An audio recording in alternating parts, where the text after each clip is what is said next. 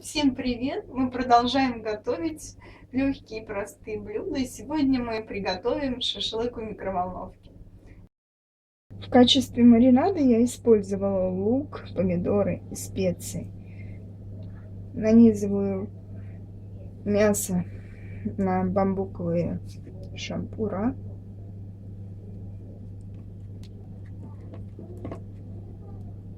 В качестве мяса я взяла свинину. Шашлык приготовлен, теперь я ставлю его в микроволновку. Режим гриль.